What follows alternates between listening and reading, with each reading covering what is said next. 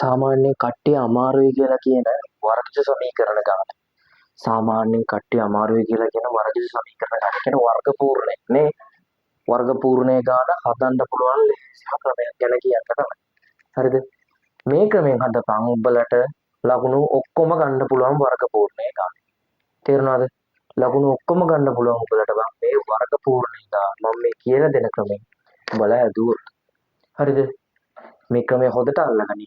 මොකක්ද වෙන්නේ කියලා. පට්ටම ලේසි අල්ලගත්තොත් බං ලේසිම එකක් නෑ නෑ. හරි බලාගමුකෝ අපි කොහොමද එතකොට හදන්නේ කියලා. හරි. මම වර්ග සමීකරණයක් ගන්නවා බං. x වර්ග ධන 2x නෑ. x වර්ග ධන 6x. x වර්ග ධන 6x ධන 4 සමානයි බිඳුවයි කියලා ගන්නවා. එතන 8 ගමු. හරි. x වර්ග ධන 8x ධන 4 සමානයි බිඳුවයි. ඔන්න ඔක තමයි මම වර්ග සමීකරණය. ඔය වර්ග සමීකරණය බලපන් මම කොහොමද හදන්නේ කියලා. ඔයාලා කියන සූත්‍ර පාවිච්චි කරලා හදනවද? එහෙම නැත්නම් අර දෙපැත්තටම ලොකු සීන් එකක් කරලා හදන විදිහට හදනවද කියලා බලන්න. ඈ පට්ටම ලේසි ක්‍රමයක් බා. මම මේ කියන ක්‍රමේ කරන්න අනිවාර්යයෙන් මේ x වර්ගයේ සංගුණකේ මම එක වෙන්න ඕන. මම මේ කියන වැඩේ කරන්න x වර්ගයේ සංගුණකේ එක වෙන්න ඕන. එහෙනම් බා x වර්ගයේ සංගුණකේ එකයි මේකේ නම් එහෙනම් එකයිනේ ලේසි වැඩි. මෙන්න මම කරන්න බා. x වර්ගයෙන් එක x එකක් මෙතෙන්ට ගත්තා. x වර්ගයෙන් එක x එකක් මෙතෙන්ට ගත්තා. මෙතන ගන්නම් මෙතනත් ගන්න. බැරි වෙලා ඍණ තිබ්බොත් මෙතනත් ඍණ. x ගේ සංගුණකයේ දිහා බැලුවා. x ගේ සංගුණකයේ 8යි. 8 දෙකට බෙදලා 4 දානවා. 8 දෙකට බෙදලා මෙතෙන්ට දැම්මා. x ගේ සංගුණකයේ දෙකට බෙදුවා මෙතෙන්ට දැම්මා. වරහන් දාලා වර්ග කරා. ඔන්න ඔක තමයි ඉස්සලම කියන්නේ. x වර්ගයෙන් x ගත්තා දෙතර දන හින්දා මෙතන දර ගත්තා. x ගේ සංගුණකයේ 8යි සංගුණකයේ දෙකට බෙදලා මෙතනින් දානවා. එතකොට x ධන 4 පූර්ණ වර්ගය කියලා ලියනවා. x ධන වර්ග වරහන් දැම්මා වර්ග කරා. ඊළඟට ඉතුරු ධන 4 හැමම ලිව්වා. ඉතුරු ධන 4 හැමම ලිව්වා. ඊළඟට මේ ඇතුලේ ඉන්න එක ගැන සලකනවා බං. මෙන්න මේ ඇතුලේ ඉන්න නියත පදේ ගැන මම සලකනවා. ඇතුලේ ඉන්න නියත පදේ ගැන සලකනවා බං. ඇතුලේ ඉන්න නියත පදේ 4නේ බං. 4 වර්ගයේ 16යි. ඒක මම අඩු කරනවා මේකේ. 4 වර්ගයේ 16යි නම් මම මෙතන දාන්න ඍණ 16. මෙතන මොන ලකුණ තිබ්බත් දාන්නේ ඒකගේ වර්ගයේ ඍණ ලකුණ. ඒ කියන්නේ දැන් මෙතන 5 තිබ්බ කියලා දාන්න. ඍණ 25 තමයි මෙතනට දාන්නේ. මෙතන 10 තිබ්බොත් ඍණ 100 තමයි මෙතනට දාන්නේ. මෙතන ලක්ෂය තිබ්බොත් ලක්ෂයේ වර්ගය ඍණ ලක්ෂයේ වර්ගය තමයි මෙතෙන් දාන්නේ.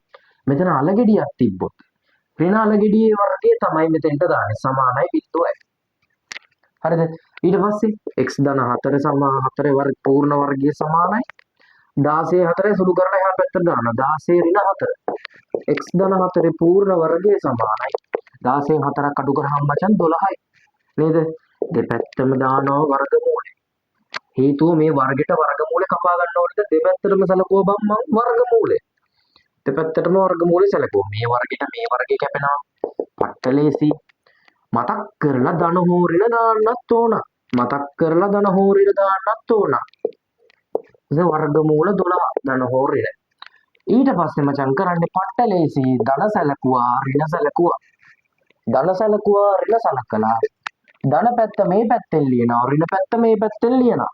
x ධන 4 සමානයි ධන වර්ගමූල 12. මේක ලියනවා x ධන 4 සමානයි ඍණ වර්ගමූල 12. එතකොට ලියන්න පුළුවන් x සමානයි වර්ගමූල 12 ඍණ 4. මේක ලියන්න පුළුවන් x සමානයි ඍණ 12 ඍණ වර්ගමූල 12 ඍණ 4. පට්ටලේසි. පට්ටම ලේසියට ගාන හදලා ඉවරයි බා. ඔය වගේ තමයි හැම ගානක්ම හදන්නේ. ලකුණු ගැන සැලකිලිමත් වෙන්න. ඔච්චරයි බා. සංගුණකයක් මෙතන බැරි වෙලා තිබ්බ කියලා සංගුණ දෙක වගේ සංගුණකයක්.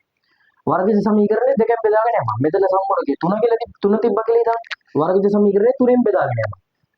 මෙතනදී මෙතනට x වර්ගයේ සංගුණකේ 5 තිබ්බ කියලා වර්ගජ සමීකරණය 5ෙන් බෙදාගෙන යනවා. එහෙම කරලා ඊට පස්සේ මේ ප්‍රයෝග කරන්න. පට්ටලේසි. නේද? හරි. ඔය විදිහට තමයි ඔය වැඩේ වෙන්නේ. එතකොට මේ වගේ කෙටි ක්‍රම ඉගෙන ගන්නවා නම් මගෙන් තමයි ඉගෙන ගන්න තියෙන්නේ. මේ වගේ කෙටි ක්‍රම ඉගෙන ගන්නවා නම් ඉගෙන ගන්න තියෙන්නේ මගෙන් තමයි. එහෙනම් බං අදට ගියා.